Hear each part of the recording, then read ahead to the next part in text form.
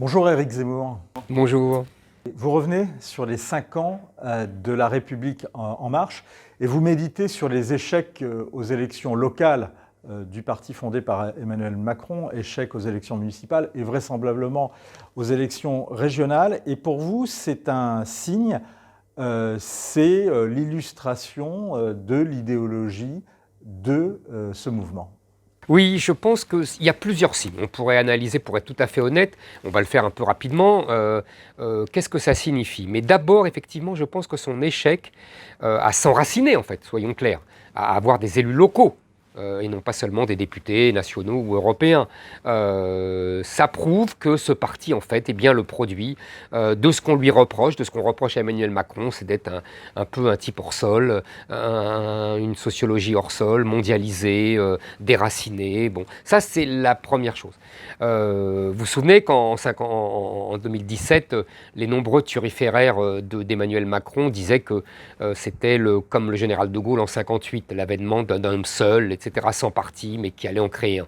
Mais dès 1959, les élections municipales donnaient des tas de villes aux élus qui se réclamaient du gaullisme et du mouvement gaulliste. Donc, ce que n'a pas réussi à faire Emmanuel Macron, même dans les métropoles, qui sont les grandes villes où la sociologie est la plus spontanément macronienne, vous avez vu que les macroniens n'arrivaient pas à déloger certains élus, Hidalgo à Paris ou alors Moudenc à Toulouse, ou alors les seuls qui arrivaient à déloger, à sortir les sortants, c'était les Verts. On a vu à Bordeaux, on a vu à Lyon. Et donc pas du tout le parti En Marche qui est resté une espèce de bulle de savon désincarnée et qui ne tenait qu'à son président de chef.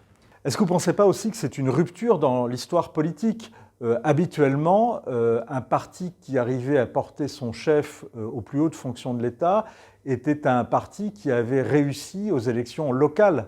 Mais vous avez raison. Par exemple, l'exemple le plus magnifique, c'est évidemment François Mitterrand avec les municipales de 77, où il y a une vague rose de villes qui passent au Parti socialiste et qui annonce effectivement, une fois franchi l'échec des législatives de 78 qui est dû à d'autres, à la division avec les communistes, mais je ne repasse pas sur cette histoire, effectivement qui annonce l'arrivée de François Mitterrand à l'Élysée.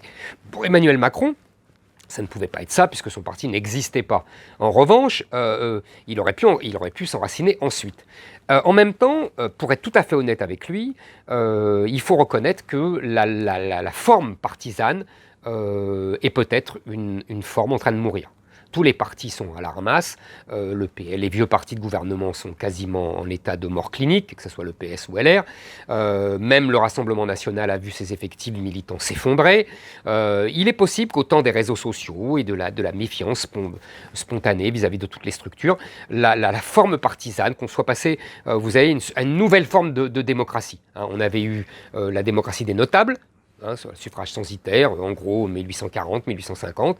Après, on a eu les partis politiques, du 1900 jusqu'à les années 80, 90. Et aujourd'hui, on aurait les mouvements avec les réseaux sociaux, etc. Vous voyez, c'est possible.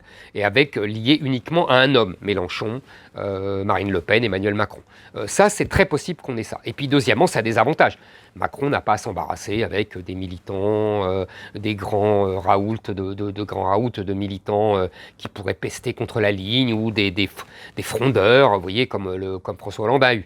Donc il y a des avantages, mais je maintiens que, et si vous voulez, ça prouve qu'il est au même niveau qu'en 2017, c'est-à-dire un homme seul, soutenu par les grands médias, beaucoup de grands médias, avec les réseaux sociaux, ce qui n'est pas rien, mais ce qu'il a fait à François Hollande et plus généralement à la classe politique, quelqu'un d'autre peut lui faire, puisqu'il n'a pas, vous voyez, de